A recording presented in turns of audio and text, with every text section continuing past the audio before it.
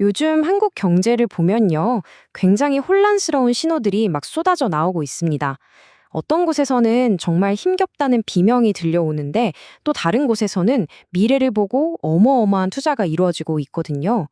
이번 시간에는 이 두 가지 너무나도 다른 현실이 어떻게 한 나라에 공존하고 있는지 그 속사정을 한번 깊숙이 들여다보겠습니다.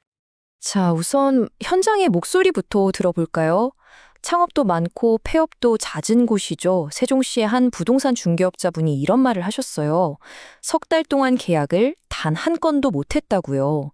이건 지금 수많은 소상공인 또 자영업자들이 겪고 있는 이 혹독한 현실을 딱 한마디로 보여주는 겁니다. 그런데요, 바로 그 순간 대한민국의 다른 한쪽에서는 이런 일이 벌어지고 있습니다. 6,200억 원. 이게 무슨 돈이냐면요. GS건설이 목동에 있는 옛날 KT 부지에 48층짜리 초고층 랜드마크를 짓는 단 하나의 프로젝트에 들어가는 돈입니다. 방금 들었던 그 현장의 비명과는 정말 다른 세상 이야기랐죠? 네, 바로 이겁니다. 이게 바로 오늘 우리가 마주한 한국 경제의 가장 핵심적인 질문이에요. 어떻게 이렇게 극심한 침체와 상상도 못할 대규모 투자가 한 경제 안에서 동시에 존재할 수 있는 걸까요? 지금부터 이 모순적인 구조를 하나씩 한번 파헤쳐 보겠습니다. 그럼 첫 번째 이야기로 화려한 경제 지표 뒤에 가려져 있는 현장의 목소리에 먼저 귀를 기울여 보죠. 매일매일 정말 힘들게 버티고 있는 분들은 지금 어떤 현실을 마주하고 있을까요? 이 숫자 한번 보시겠어요? 1,070조 원. 이게 대한민국 자영업자들이 짊어지고 있는 빚의 총 규모입니다. 정말 상상하기조차 힘든 이 막대한 빚이 지금 수많은 소상공인들의 어깨를 그대로 짓누르고 있는 거죠. 그리고 문제는 이 거대한 빚더미가 점점 감당하기 어려운 수준이 되고 있다는 겁니다. 특히 가장 취약한 계층이라고 할 수 있는 저소득층부터 대출금을 제때 갚지 못하는 비율, 즉 연체율이 오르고 있거든요. 이건 더 이상 미룰 수 없는 아주 위험한 신호라고 봐야 합니다. 이런 어려움은요, 우리나라 미래 성장 동력이라고 불리는 기술 분야도 피해갈 수 없었습니다. 작년 한 해에만 정부가 인증한 벤처기업 299곳이 사라졌는데 이게 역대 가장 많은 숫자예요. 대한민국의 혁신 생태계마저 꽁꽁 얼어붙고 있다는 아주 분명한 신호입니다. 자, 그럼 이제 동전의 반대편으로 한번 넘어가 볼까요? 바로 어마어마한 투자와 미래를 내다보는 프로젝트들로 설명되는 한국 경제의 또 다른 얼굴입니다. 이 변화를 가장 상징적으로 보여주는 곳이 바로 성수동입니다. 한때 최신 유행을 볼 수 있는 팝업의 성지였잖아요.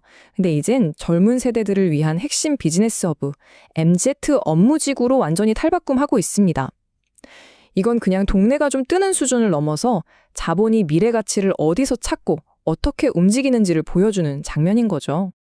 그리고 이런 일은 성수동에서만 일어나는 게 아닙니다. 전국 곳곳에서 수천억 원짜리 야심찬 프로젝트들이 동시에 진행 중이에요. 아까 말씀드린 목동의 랜드마크 건설, 또 국내 최대 규모의 콜드체인 시설, 부산의 새로운 성장 거점 개발. 이건 국가적인 규모의 자본이 미래를 향해서 움직이고 있다는 뜻입니다.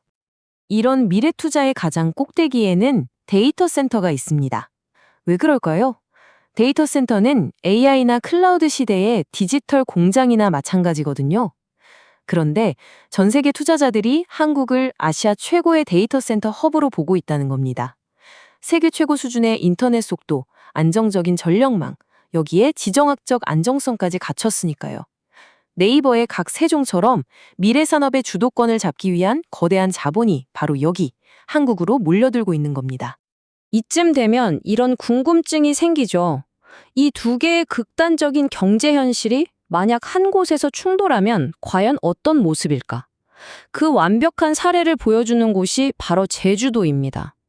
어떻게 보면 제주도는 지금 대한민국 전체의 축소판이라고 할 수 있어요. 이 화면이 오늘 이야기의 핵심을 가장 날카롭게 보여주는 것 같습니다. 보세요. 한쪽에서는 주거와 창업 공간을 합친 아주 혁신적인 주택 프로젝트가 국내 최초로 시도됩니다. 그런데 바로 그 똑같은 섬에서 다른 한쪽에서는 425세대나 되는 새 아파트를 분양했는데 딱 한 채가 팔리는 말 그대로 재앙적인 시장 붕괴가 동시에 일어나고 있습니다. 혁신과 붕괴가 한 섬 안에서 공존하는 정말 기가 막힌 상황인 거죠. 그렇다면 이 두 개의 너무나도 다른 이야기는 한국의 미래에 대해 대체 뭘 말해주고 있는 걸까요? 이제 이 양극화 현상이 우리나라 전체에 어떤 의미를 갖는지 한번 종합적으로 살펴보겠습니다. 거시경제 지표를 봐도 혼란스럽기는 마찬가지입니다. 현장에 있는 기업들은 경기가 한파 수준이라고 말하는데 금융시장 분석가들은 주식시장이 과열은 아니고 건강한 조정을 받는 중이라고 평가해요. 대체 누구 말이 맞는 걸까요? 그래서 가장 핵심적인 논쟁은 바로 이 질문으로 모아집니다. 현재 한국 경제 혹시 헤어나오기 힘든 저성장의 덫에 빠진 걸까요? 아니면 일부 미래 산업의 가치가 제대로 평가받으면서 경제 체질이 바뀌는 정상화 과정인 걸까요? 지금 전문가들 사이에서도 의견이 아주 팽팽하게 엇갈리는 지점입니다. 결국 이 모든 상황을 꿰뚫는 가장 중요한 질문은 아마 이것일 겁니다. 과거에 우리나라의 눈부신 경제 성장을 이끌었던 한강의 기적이 있었죠. 과연 지금 미래를 향한 이 혁신적인 투자들이 오늘의 이 어려운 도전들을 해결하고 제2의 한강의 기적을 만들어낼 수 있을까요?